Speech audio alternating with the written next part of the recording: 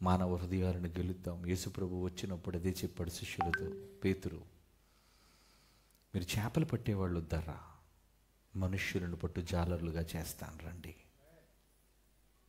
ఆ మనుష్యులు పట్టే జాలర్లు ఎలా పడతారు? వలేది మనుషులను పట్టి వలేది? ఆ వలే ప్రేమ. ప్రేమనే వలలో దించేసిందండి అంటారు. దేనికోసమో ఉపయోగిస్తారు ఆ పదం.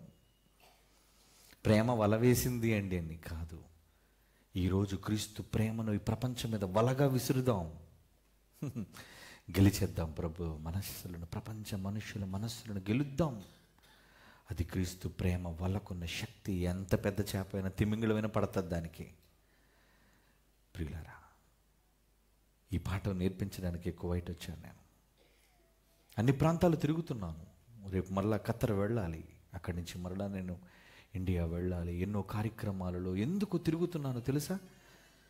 ఆశించి కాదండి. మీరు అనుకోవచ్చేమో ప్రసన్న బాబు గారు అన్ని చర్చికి వెళ్తున్నారు, డబ్బు ఇస్తున్నారేమో తీసుకోండి. నెవర్. నేను వెళ్ళి మాట్లాడుతుంటే అందరి మధ్యన పరిశీలిస్తుంటే నో, క్షమించండి, సారీ, మీ డబ్బుల కోసం రాలేదు. నా దగ్గర బోల్డ్ సంపద తీసుకొచ్చాను. క్యాష్. ఏంట క్యాష్? జ్ఞానం అనే సంపద తెచ్చాను నేను.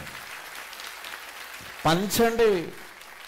పంచడానికి వెళ్తున్నానండి. అడగండి ఎవరి దగ్గర ఒక రూపాయి తీసుకున్నాను. ఇప్పటి వరకు నా షెడ్యూల్లో ఎన్నో చర్చిలకు వెళ్ళాను. అందరూ కానుకిస్తున్నారు. తీసుకోవడం తప్పని నేను అనటం లేదు. తీసుకునేవాళ్ళు నేరస్తులను నేను అనటం లేదు. కానీ నేను ఎందుకు తీసుకోలేదు తెలుసా?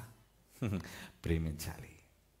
నేను వాక్యం కోసమే వచ్చాను అనే విషయం వాళ్ళు తెలుసుకోవాలి. It's not a business. డబ్బుల కోసం రాలేదు. ఎల్పిపి. దేవుని పనిలో బాగుండండి. సత్య సంబంధమైన సువార్తకు సహకరించండి.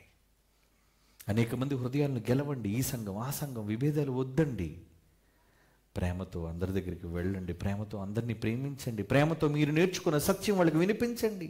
మొదటే చూడగానే వీడి శత్రువు అంటే ఇక నీ మాట ఏమంటాడు చెప్పండి? వద్దు. ఎవరిని శత్రువులుగా చేసుకోవద్దు.